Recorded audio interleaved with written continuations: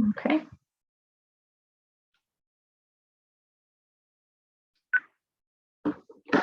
Welcome and thank you for attending this joint stakeholder meeting via webinar. Today is June 10th, 2022, and the time is 9:01 a.m. Before we get started, we would like to introduce staff members from the Division of Professions and Occupations that are present. My name is Darcy Magnuson, and I'm a regulatory analyst with the division. Also attending is Nate Brown, policy analyst, and I'm going to look through the list as well to see what other members from the division are attending. We do have Kathy Traugott, who is the Deputy Division Director of Programs for the division.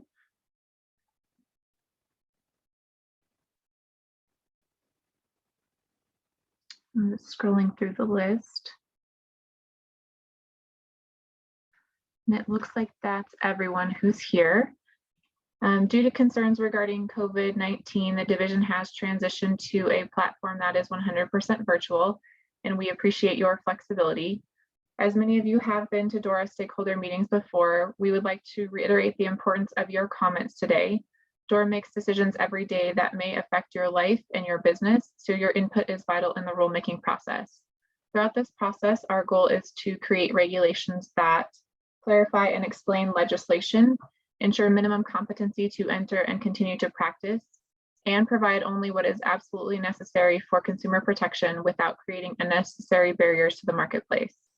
Your input will be part of the information that goes to each board or director as the boards and director consider adopting amendments to the Red Tape Reduction Act by implementing Colorado Senate Bill 22116 concerning the ability of an individual to obtain an occupational credential through the Occupational Credential Portability Program. This meeting is being recorded and will be posted on each board or program's website by the close of business on Monday. As the stakeholder meeting is held solely by webinar, please raise your hand using the hand icon if you would like to speak, and we will unmute your line so you'll be heard by everyone. Or you can type your comment in the question section and we will read it aloud.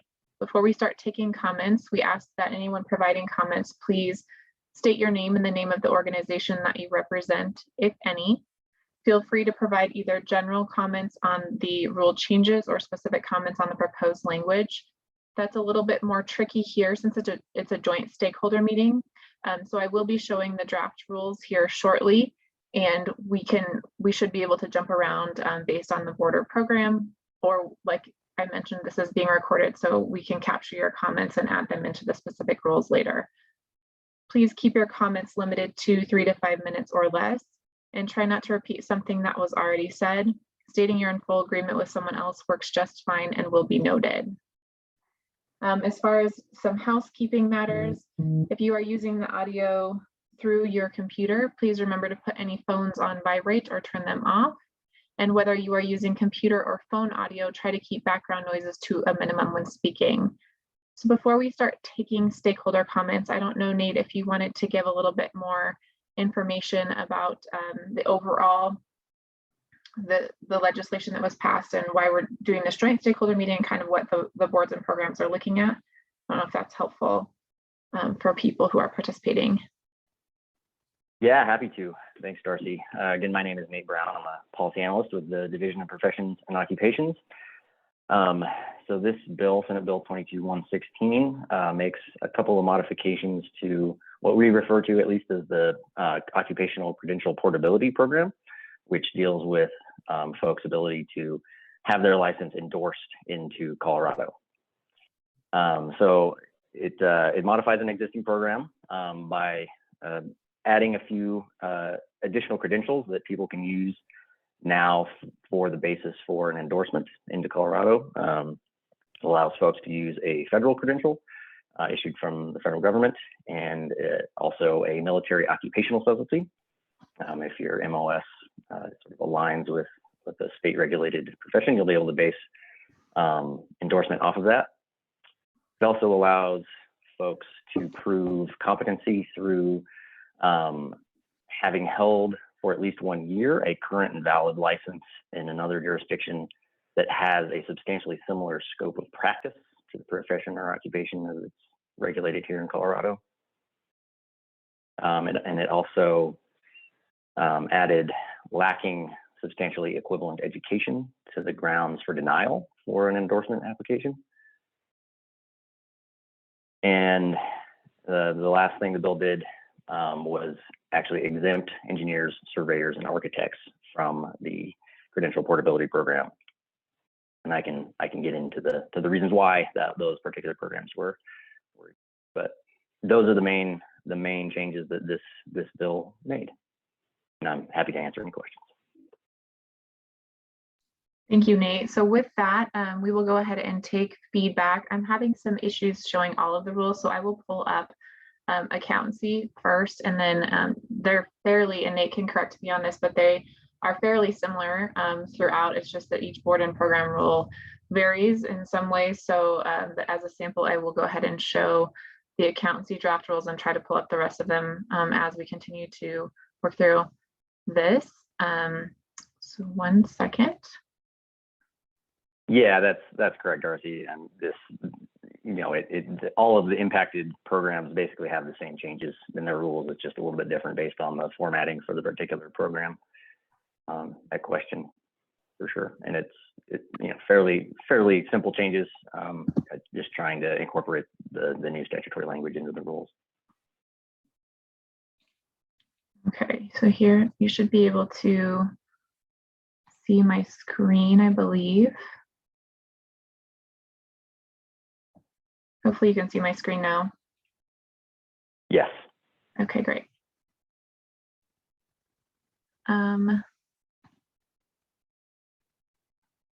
And Nate, I can't see. I think people can unmute themselves. So I do believe if you have a hand raised or you would like to provide comments, please jump in. I don't know, I'm sorry that this is so new to me. We just started using it this month. So this is one of my first meetings with the Zoom application. So if you would like to provide comments, you can unmute yourself, or if you're having an issue with that, you can type into the chat and I can see that.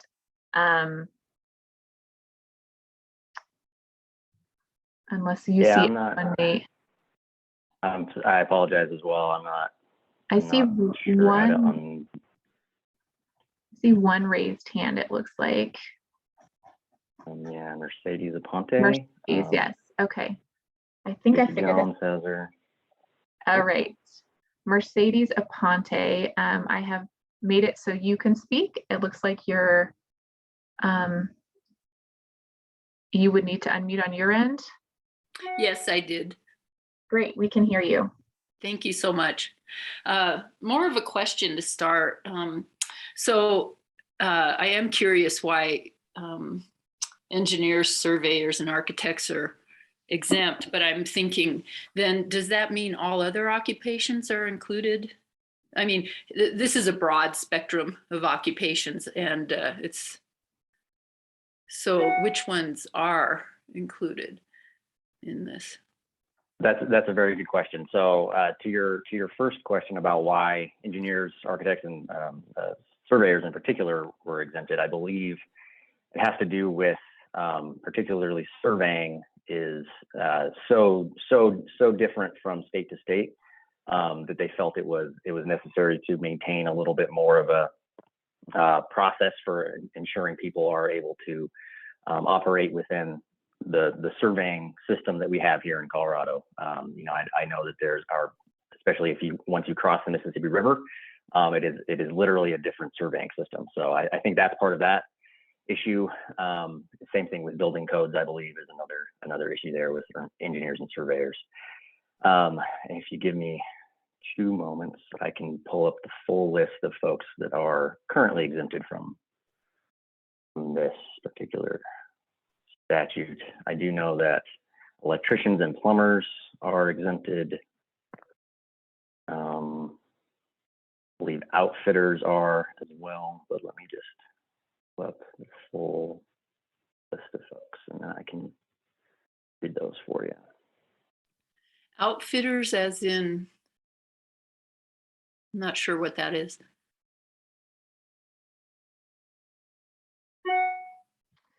Those are people that are licensed with us for gaming, so hunting, wildlife, so Right.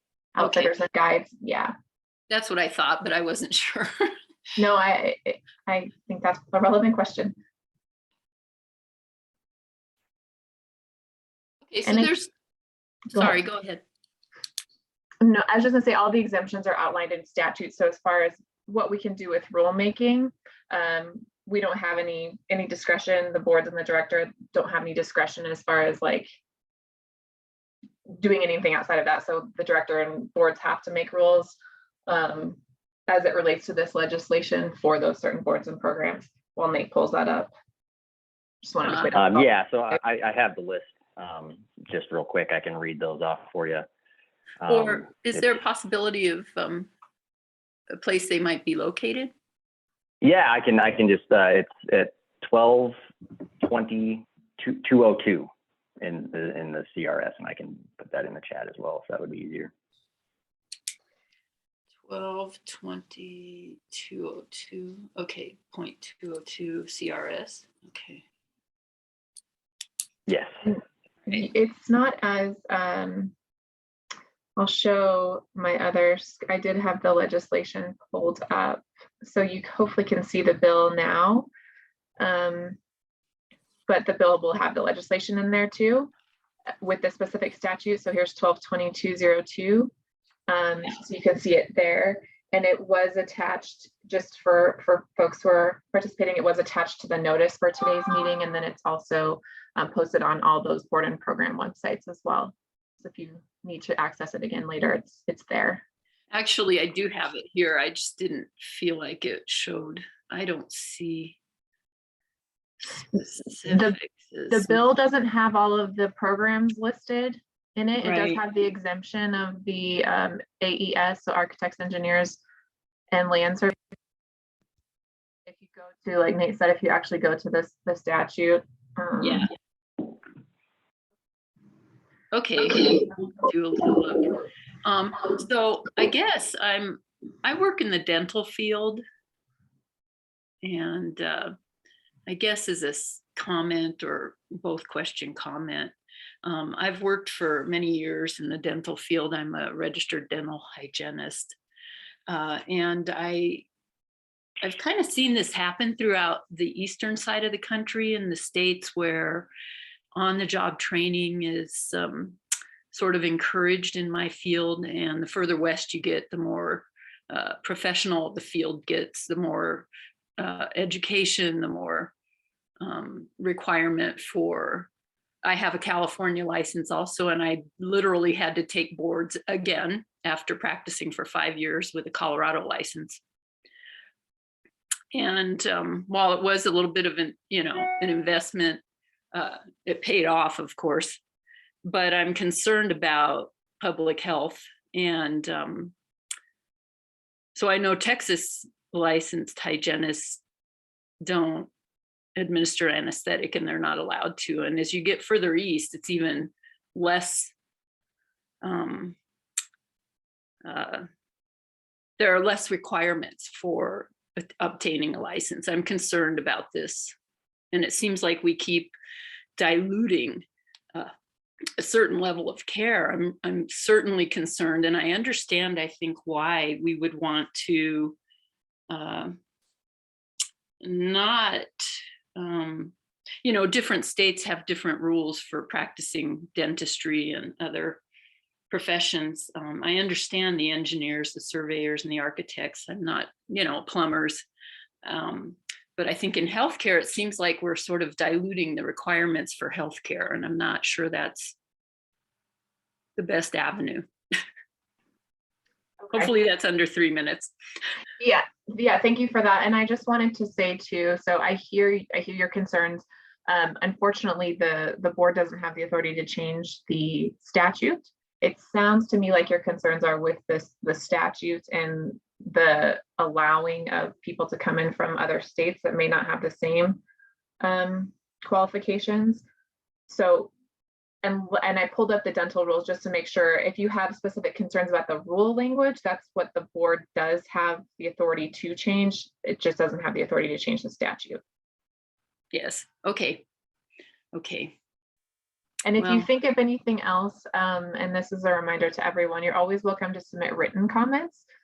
We appreciate those, and those go directly to the board and other stakeholders as well. So if you have any specific feedback on the proposed rule changes, you can submit those in writing. And then just procedurally, so we're having this joint stakeholder meeting because this law impacts all of the boards and programs that were noticed on the meeting today. But we will likely have additional stakeholder meetings that are board and program specific to get additional feedback regarding the proposed changes. So this isn't the end of it. If you think of anything else, just let us know. I appreciate it. Thank you. Alrighty. I'm going to go ahead and try to place you back on mute, maybe. It looks I like can do it. I put myself on mute too, so okay. Up to Thank you. And I think I Yeah. can lower your hand.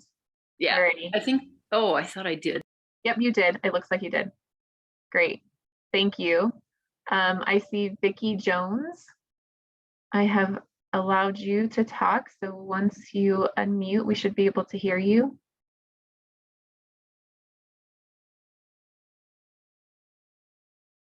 Vicki Jones.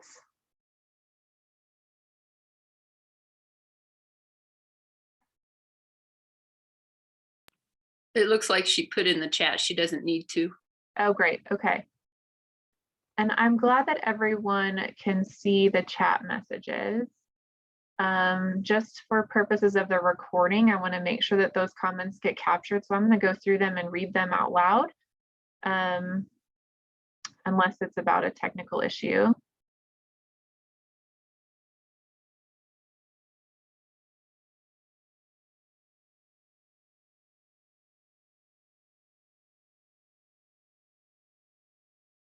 I see the comment about the draft rules. We'll get those posted on the website for each of the boards and programs. Nate popped in the statute.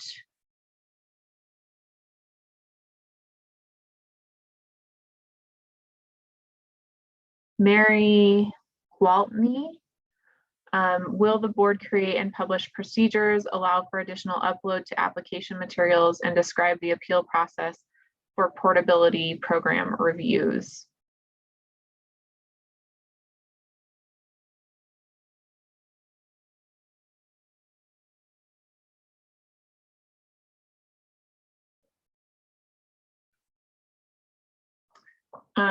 I'll do my best to answer that. I think as far as the application is concerned, yes, the application should be updated to match the statutes and rule requirements. I'm not sure about an appeal process. Usually what happens though with board review is if there's an issue with your application, you can continue to work with the board on that. So that would be working with the program director and the board to make sure that the board gets all the information that it needs to consider your application. If it's ultimately denied, there is an appeal process for your application if it's denied. Stephen Miller, does the federal government include persons licensed such as a veterinarian in the District of Columbia, Puerto Rico territories? Nate, do you know the answer to that one? I believe so. So actually the portability program, the endorsement language currently in statute already references U.S. territories. So those would be encompassing, District of Columbia, Puerto Rico, that sort of thing, Guam, what have you. The federal government, as far as I am understanding what the legislature wanted by that, is an actual, federal agency that may issue some sort of license. I haven't been able to find any examples of that happening, but I think it's a separate thing from DC and Puerto Rico, for example. Those are already allowed under current statute.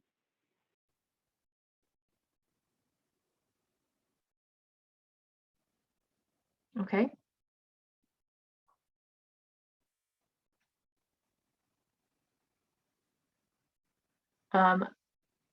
Alyssa Averly Mercedes, I work with the Colorado Dental Hygienists Association, would love to discuss dental hygiene licensure further.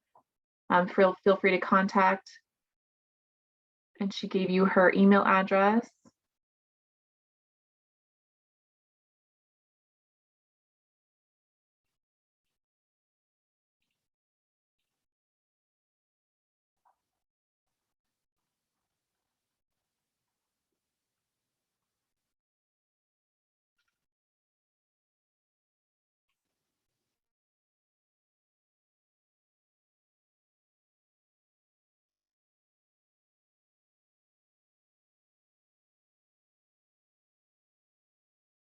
I also saw another question from Ray Vigil. The Physical Therapy Practice Act already addresses this issue. How will this act conflict or support the current rules? So this is really just a modification to what's already there. It won't conflict with what's in the Practice Act. The statutes that were amended by this bill sort of incorporate the Practice Act in terms of showing competency to practice and whatnot. So there won't be any conflict. It's more just allowing a few more avenues to licensure for folks coming from out of state.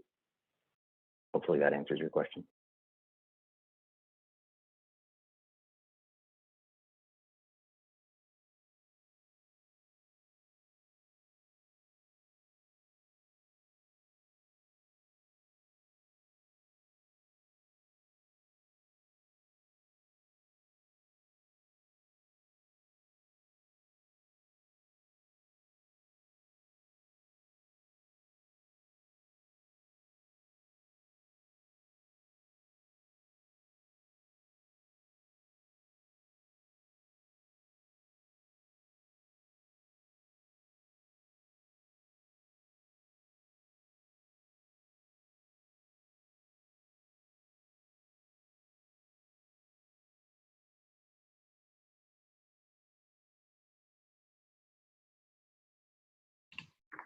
Okay, Mary Gwaltney, there does not appear to be transparency of the process or procedure for consideration under the Portability program, which is not new, just clarified in May 2022, nor who to contact if there are snags or lags in the process, i.e. as an applicant waiting 5 months for a reply to an email from the point of contact, and if denied, the appeal process.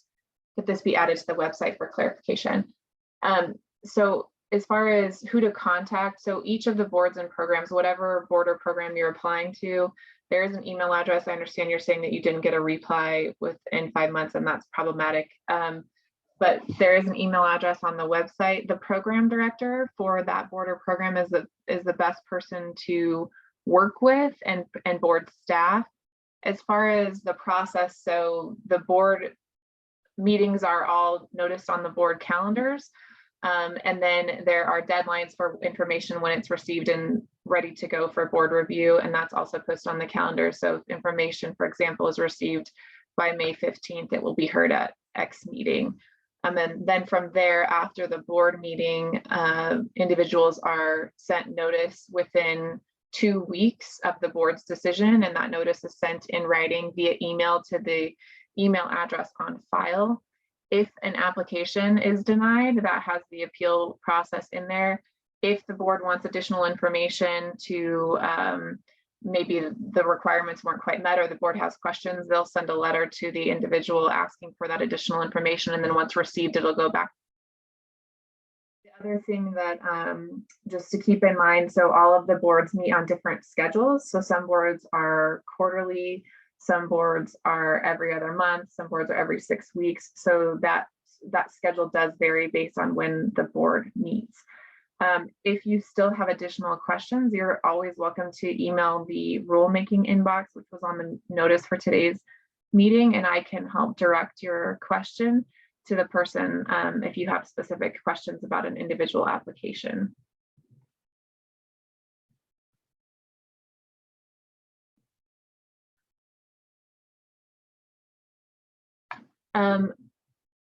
Ray V. Hill, you said, please address the modifications that you are referring to. Our Practice Act already addresses the minimal requirements.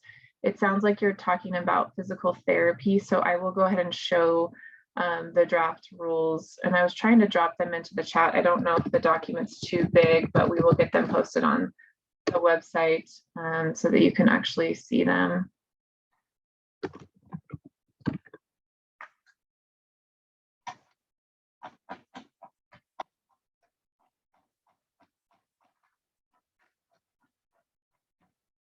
Show my screen. You can just hear me scrolling.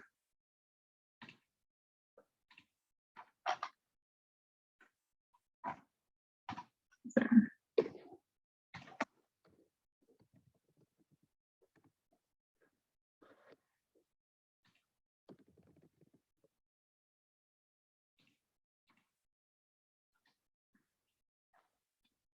So So you can see the proposed changes for physical therapists.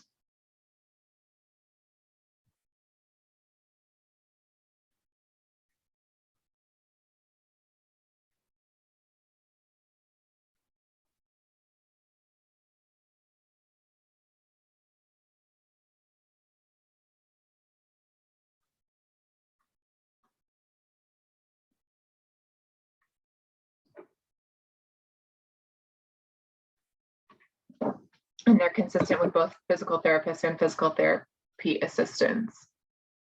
Or sorry, physical therapist assistants.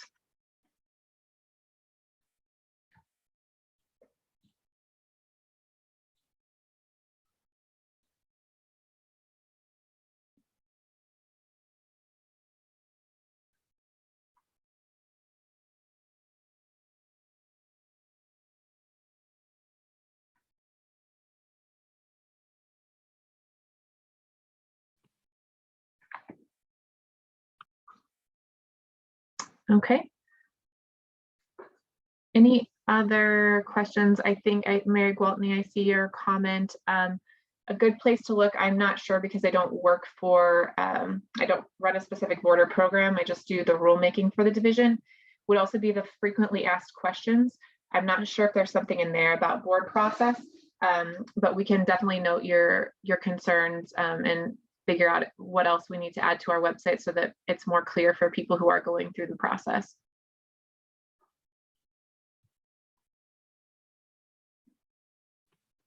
Darcy, can I ask a quick question? Sure. Okay, so I see the red. Is that removing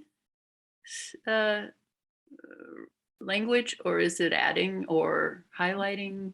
Good question. So the underlined red language is added, and then if it has a strike through, that's removing. Okay, yeah, the strike through I get, but I guess I used to work at the Capitol. I'm seeing it differently than I used to. It's definitely different than the capitals, right? Because the Yeah. added is capitalized. Yeah, what's different here? Okay. Question. Okay. Thanks. Darcy, I saw another question from Emily. I apologize, I can't see your full last name. Does this apply to pharmacists and pharmacy technicians? And it does, yeah.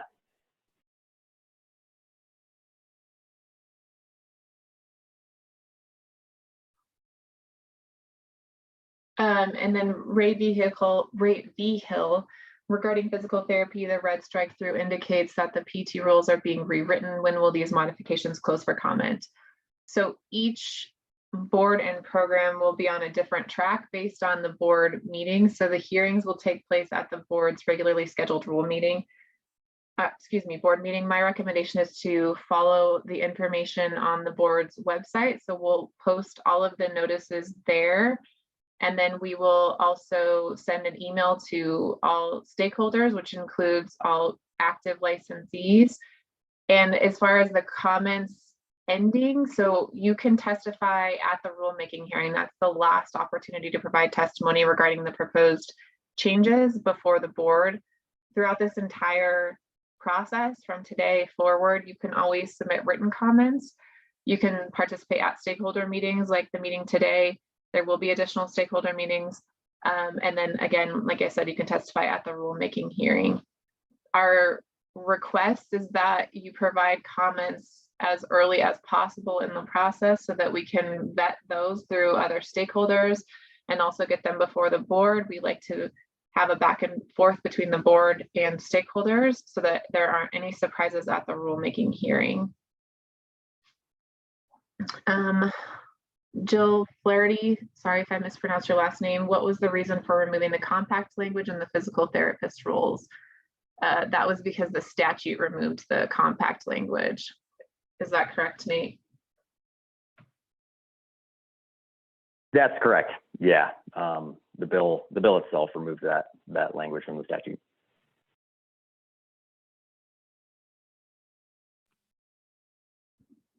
Darcy? Yes. Sorry, me again, Mercedes here.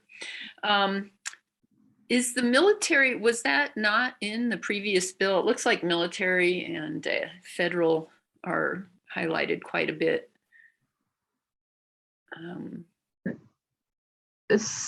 Or was it, I don't know.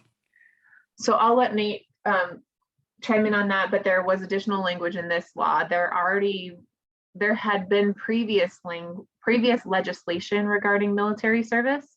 So in the board and program rules in general, there are rules about how someone's military experience can assist with them getting licensed in Colorado. But this is just additional. Is that correct, Nate? Yeah, that's my understanding. Like Darcy said, there was several years ago, the legislature passed a law that allows somebody to sort of translate their military experience into, the experience that you might need for whatever program you're trying to get licensed through. And this bill, I think, was just trying to make it explicit so that somebody could point to their military service, that MOS that they get specifically, without having to go through that review process, and be able to take full advantage of all of their military experience. I think that's the idea. But the part about being able to apply your experience is actually still in statute as well. So there's now multiple routes for somebody coming out of the military to have that count towards their licensure here. I see Vicki Jones that your hand is raised again. I'm gonna go ahead and lower it since your comment earlier, but if you'd like to speak, you should be able to unmute. Just want to make sure we're hearing from everybody.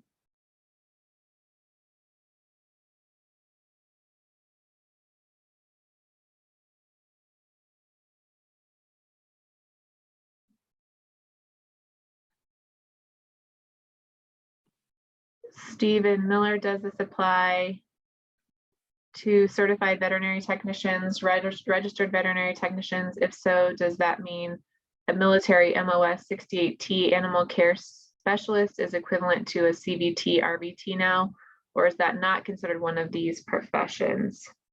I do not know the answer to that, Nate. I don't know if you do. I don't know the answer off the top of my head. That's one of the things that we're really going to we have to figure out, is how those military occupational specialties do in fact translate into the professions that we regulate here in Colorado. So I'm not sure. And I think that's a double, just because of the new legislation regarding veterinary technicians too. I think more to come on that as that gets implemented, because it sounds like your question has to do with that as well.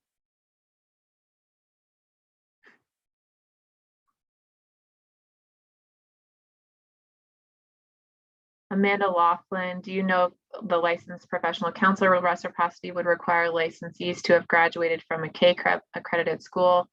Naropa University is the second largest graduate counseling program in Colorado and is not KCREP accredited. And I believe that, go to the LPC.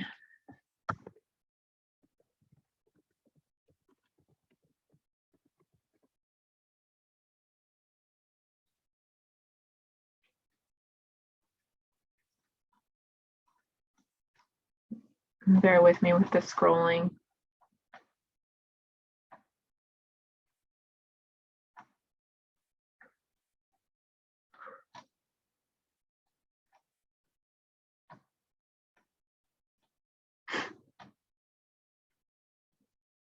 So the current, I'm showing the current rule with the draft changes. And just as a way of sort of putting in context, all this rule looks like it's being changed a lot more than it really is. A lot of these red lines here are just for formatting purposes, as I was trying to incorporate the new statutory changes into the existing rule. That just, these ones in particular, just needed to be tweaked for formatting purposes, essentially. So it's not changing nearly as much as it might appear. So it should hopefully answer your question. And it says applicant holds a master's or doctoral degree in the professional counseling from an accredited program or holds a master's or doctoral from a program that was equivalent to an accredited program in professional counseling as provided under Rule 1.14. So it's consistent with the requirements for a 1.14 is licensure by examination or original licensure is what it's also sometimes called.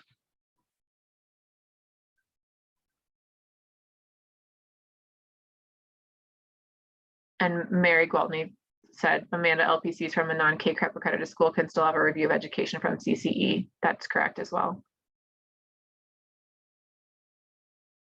Kathy Figueroa Reifsteck, in the state of Colorado, permanent makeup is under barber cosmetology and requires a cosmetology or esthetician license with 132 hours of additional training. Because states like California have a permanent makeup license without the additional licenses, are they going to be able to pick and choose who can practice here without those currently required main licenses?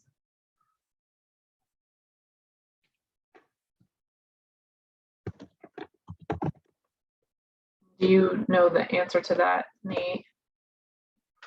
If I had to say, I'm not 100% certain, but if they do have if California, for example, has a permanent makeup license, and we don't have something like that, they wouldn't have the substantially similar education and credentials that you would need in order to endorse your license into Colorado.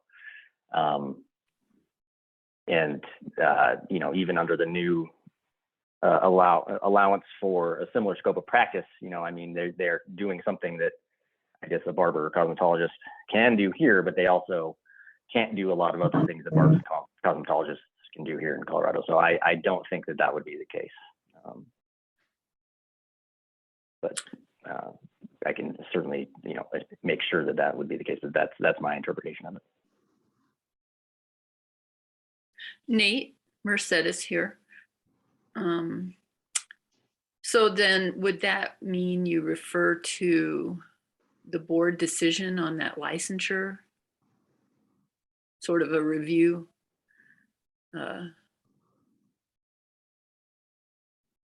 From the board to determine licensure in a situation of like that? Yeah, that's something that already happens anyway. The boards currently are already tasked with making those sorts of comparisons between the education and requirements for a license in another state or another territory. They already do that already. So it's just, it's sort of expanding the scope of what folks are able to point to in order to endorse into the state. Hope that answers your question. Yeah, thank you. And for barber and cosmetology, that is a director model program. So the decision maker is the director of the Division of Professions and Occupations, because there is not a board for that particular program. Thank you for the clarification, Darcy.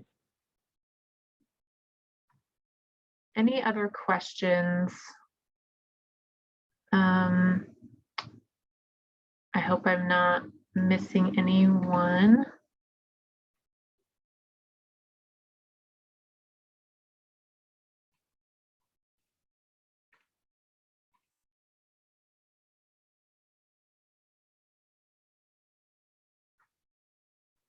Thank you, Ray V. Hill. Yes, we will get those posted. My apologies, I thought they had been posted, so we will get those posted by close of business on Monday. Just want to make sure that that's clear, by close of business on Monday. And sorry, Nate, I didn't mean to interrupt you. So where you can access the information, we try to post it in numerous places. If it's about a stakeholder meeting or rulemaking hearing, it's going to be posted on the board or director's calendar and also on the department's calendar. So I don't know if you've gone to the department's website, but you can see the calendar that has all of the lists of meetings or events taking place. And then on each individual board and program website, there is a tab that's called Public Notices. That's where we post everything for rulemaking. So you'll see for today's meeting, it would have the statute, the notice, all of that information. So when we upload these rules, they'll be in the link there for today's meeting, the same link that you used before, and it'll have the draft rules there. And so, like I said, we will get those posted no later than close of business on Monday. And then when we schedule any additional meetings, you can always also find it under the public notices tab. That's also where we'll post the recording of today's meeting, so you can access it later there as well. And then, like I mentioned too, we send everything out via blast email as far as like meetings and hearings are concerned.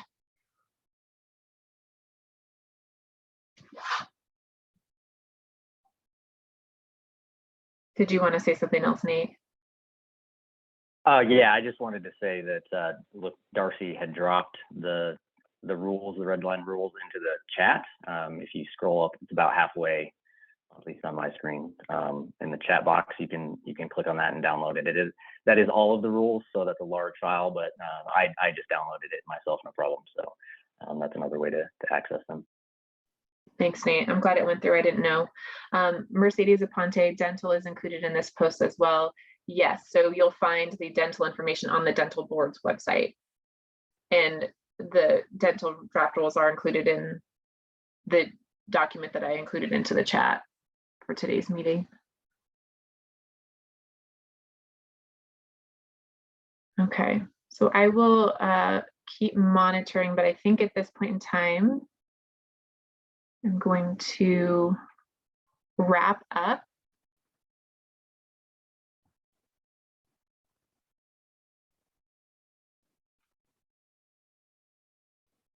And when I wrap up, I'll go through the proposed dates as well, so you have those for the rulemaking hearings, and they may change, some of it will depend. So they're tentative dates, but like I said, monitor the website and check your email because all of the information will be sent that way. Thank you for participating in today's meeting. The stakeholder comments and program recommendations will be presented to each board or director or the director before the permanent rulemaking hearings. The tentatively scheduled hearing dates for each board or program are as follows. The Office of Acupuncture Licensure, July 18th, 2022.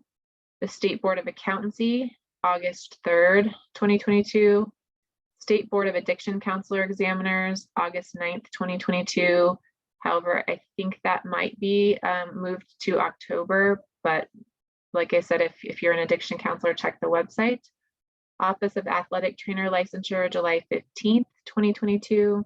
Office of Audiology Licensure, July 15th. Office of Barber and Cosmetology Licensure, July 15th. Colorado Dental Board, November 3rd, 2022. Office of Hearing Aid Provider Licensure, July 18th. State Board of Landscape Architects, July 22nd.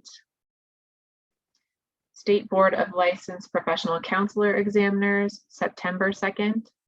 State Board of Marriage and Family Therapist Examiners, October 28th. Office of Massage Therapy Licensure, July 15th. Colorado Medical Board, November 17th. Office of Naturopathic Doctor Registration, July 15th.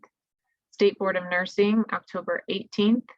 Colorado Board of Examiners of Nursing Home Administrators, September 14th. Office of Occupational Therapy, July 18th. State Board of Optometry, November 17th. State Board of Pharmacy, September 29th. State Physical Therapy Board, August 11th. Colorado Podiatry Board, December 2nd. State Board of Psychologist Examiners, August 5th. Also might be delayed until the October meeting, so just keep an eye on that. State Board of Social Work Examiners, September 16th. Office of Speech Language Pathology Certification, July 18th. State Board of Veterinary Medicine, October 13th. And I do not see any more chats. And I don't see any more raised hands. So with that, this concludes our stakeholder meeting. Thank you for your participation. And feel free to reach out with any additional questions. The rulemaking inbox is the best way to reach me and staff regarding any rulemaking, and that's Dora_DPO_rulemaking@state.co.us. We are going to end the meeting now. Thank you.